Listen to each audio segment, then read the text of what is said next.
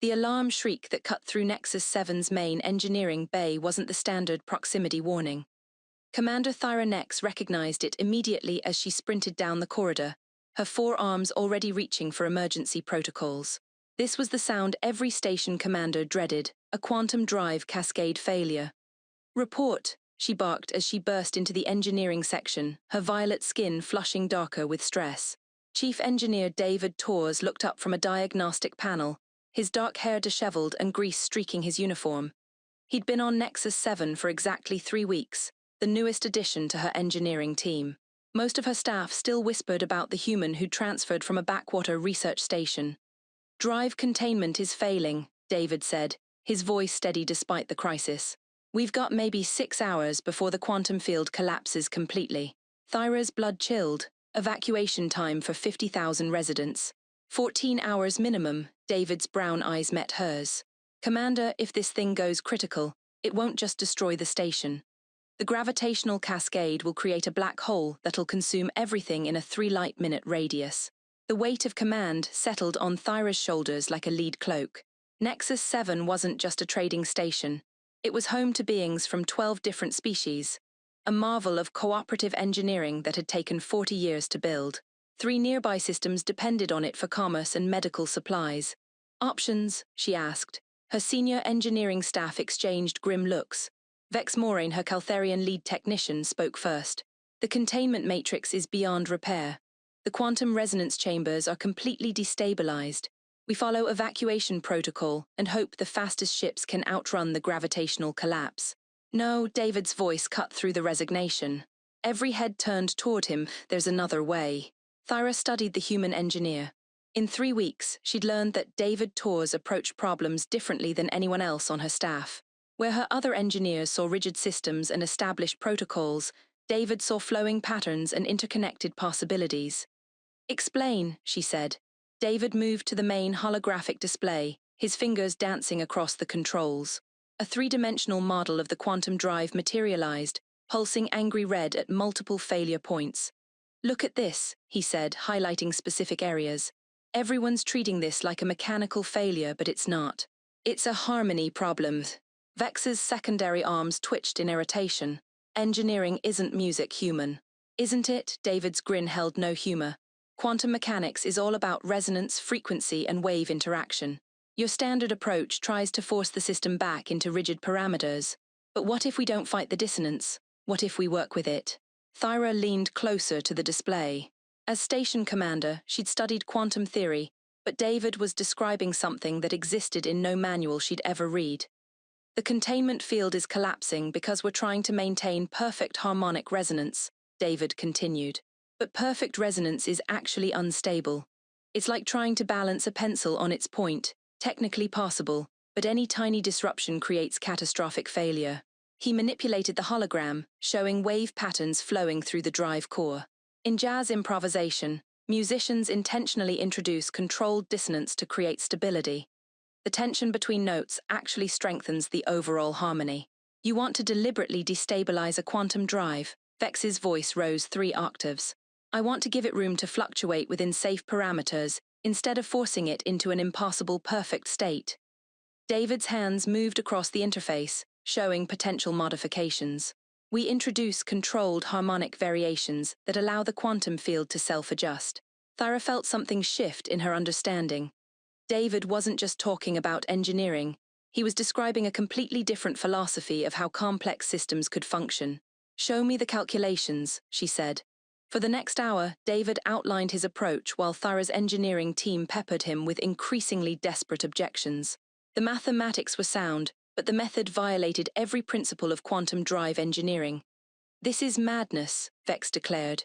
"No one has ever successfully modulated quantum resonance in real time. The tiniest miscalculation will accelerate our collapse." "Or stabilize the system permanently," David countered. "Commander, I've run these calculations 17 times. The harmonic modulation approach doesn't just fix the immediate problem, it makes the drive inherently more stable than the original design." Thyra watched David's face as he spoke. She'd commanded enough engineers to recognize absolute conviction when she saw it. This wasn't reckless hope, this was professional certainty. "What do you need?" she asked. access to the primary quantum control matrix, and 2 hours of uninterrupted work time. David hesitated. And someone who understands your station's power distribution systems better than I do. I'll assist you, Thyra said immediately. Her staff stared at her in shock. Station commanders didn't perform hands-on engineering work, especially not experimental procedures that could destroy everything they were trying to save. Commander, Vex protested, your expertise is in command operations, not quantum mechanics. My expertise is in knowing when to trust my people, Thyra replied. David, let's get to work. They descended into the quantum drive chamber, a cathedral-sized space humming with barely contained energy. The massive crystalline core pulsed erratically, its usual steady blue glow flickering toward dangerous red. Beautiful, David murmured, gazing up at the towering structure. Even failing, it's gorgeous. Thyra found herself seeing the drive through his eyes, not as a machine, but as something almost alive, struggling to maintain its balance.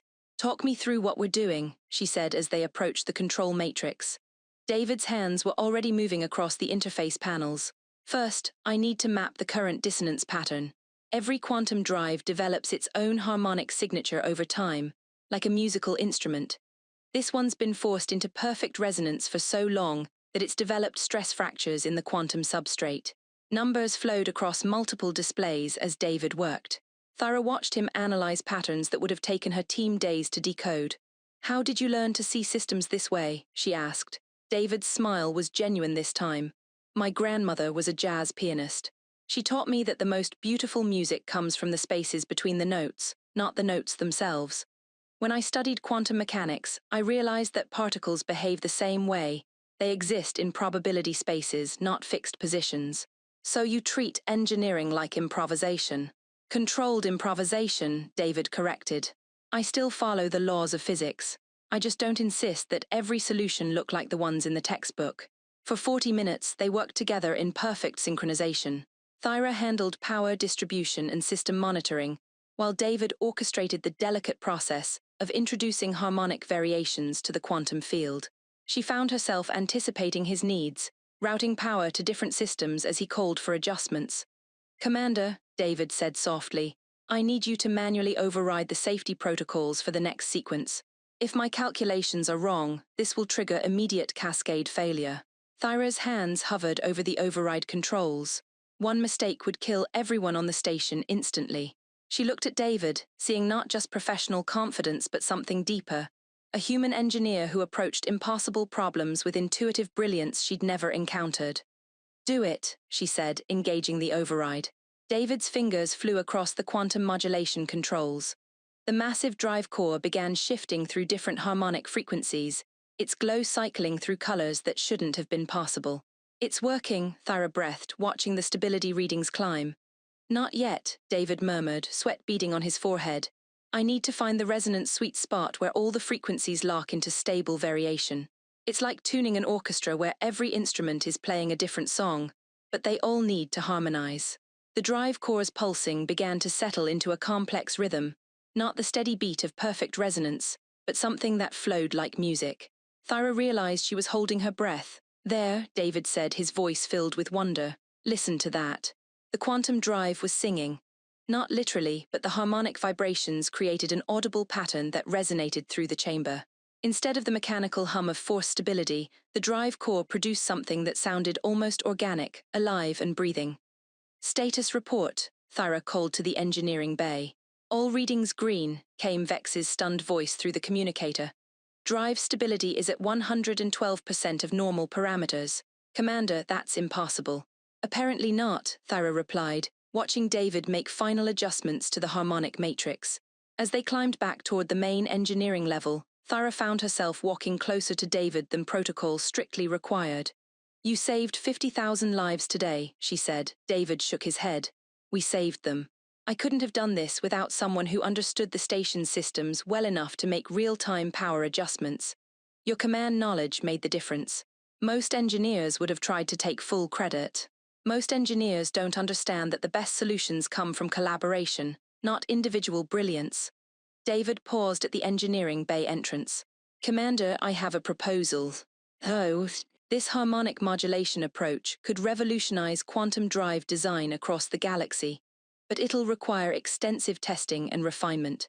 I'd like to request permanent assignment to Nexus 7 to continue the research. Thyra felt something warm spread through her chest.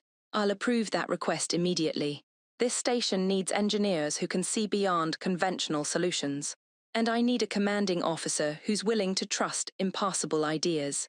Their eyes met, and Thyra realized that somewhere between crisis and solution, professional respect had grown into something more personal. David, she said softly, would you like to join me for dinner tonight? I'd like to hear more about your grandmother's jazz theories. His smile lit up the engineering bay. I'd love that. I think you'd really appreciate her approach to improvisation.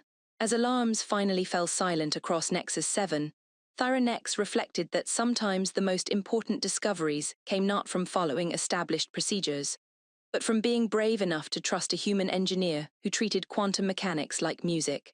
The quantum drive continued its new song, stable and beautiful, a harmony that shouldn't have been possible but somehow felt perfectly right.